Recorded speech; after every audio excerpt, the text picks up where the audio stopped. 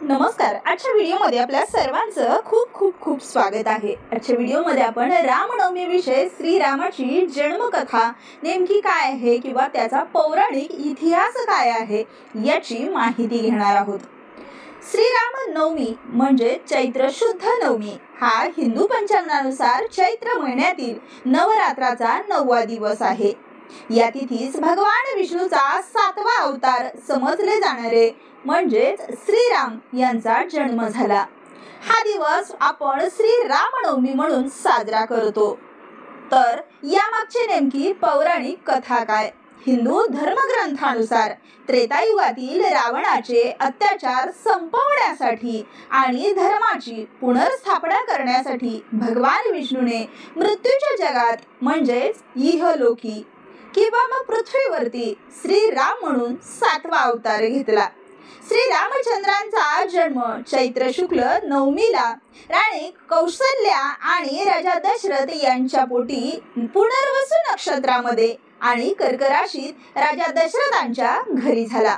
रामायणानुसार अयोध्येचा राजा दशरथ याला 3 बायका होत्या, परंतु फार काळ राजा दशरथाला संततीचे सुख काही लाभले नाही. त्यामुळे राजा दशरथ खूप अस्वस्थ असायचे. पुत्रप्राप्तीसाठी राजा दशरथ यांना वशिष्ठ ऋषीने पुत्रकामेष्टी यज्ञ करण्याचा आदेश दिला. यानंतर राजा दशरथाने आपल्या जमाई महर्षी ऋषी शृंगासोबत यज्ञ केला.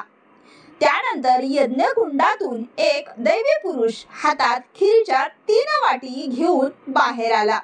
यज्ञ संपल्यानंतर महर्षी ऋषी शृंगाने दशरथाच्या 3 पत्नींना या 3 वाटी खीर खायला दिल्या.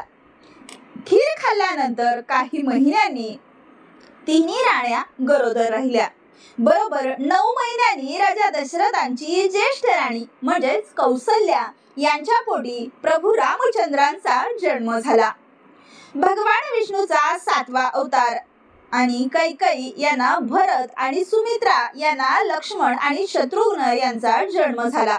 भगवान रामाचा दुष्ट प्राण्याचा नाश करण्यासाठी पृथ्वीवर अवतार झाला हे सगळ्यात महत्त्वाचे होते. कारण ज्या देवतेचा पृथ्वीवरती अवतार होतो तर त्या अवतार कार्यामागे खूप महत्त्वाचं कारण म्हणजे दुष्ट शक्तींचा नाश करणे. दुपारी सूर्य डोक्यावर आल्यावर बरोबर 12 वाजता राम जन्म होतो आणि त्याचा सोहळा आपण साजरा करतो. श्रीरामाच्या मूर्तीला पाळण्यात घातलं जातं. यथासांग श्रीरामाची पूजा आरती केली जाते आणि पाळणा म्हटला जातो. श्रीरामाच्या चित्रास वा मूर्तीस हारासमवेत गाठी घातल्या जातात आणि श्रीरामाची पूजा करताना त्यांना गंध फूल अक्षता लावून हळद कुंकू वाहून आपण त्यांची पूजा आरत्या करून यथासांग श्रीरामाचा पाळणा म्हणजे जन्मदिवस साजरा केला जातो. आणि तो जन्मदिवस म्हणजे चैत्र शुद्ध नवमी म्हणूनच आपण रामनवमी हा सण साजरा करतो. यालाच रामनवमी म्हटलं जातं किंवा मग भगवान श्रीरामाचा जन्म अवताराचा दिवस किंवा जन्मदिवस हा खूप मोठ्या प्रमाणामध्ये प्रत्येक मठात मंदिरात हा सोहळा साजरा केला जातो.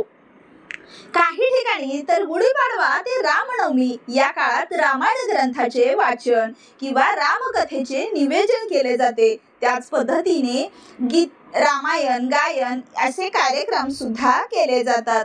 त्यामुळे जास्तीत जास्त राम प्रभूंची संपूर्ण माहिती आपल्याला मिळते. हा रामनवमीचा उत्सव संपूर्ण भारतातच नव्हे तर जगामध्ये साजरा केला जातो.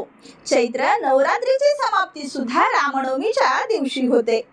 हिंदू धर्मग्रंथानुसार भगवान श्रीरामजींचा जन्म या दिवशी झाला म्हणूनच ही शुभ तिथी रामनवमी म्हणून आपण साजरी करतो. तर ही संपूर्ण रामनवमीची माहिती जर तुम्हाला योग्य वाटली असेल तर अशाच नवनवीन पौराणिक माहितीसाठी आपल्या चॅनलला लाईक, शेअर आणि सबस्क्राईब नक्कीच करा. धन्यवाद.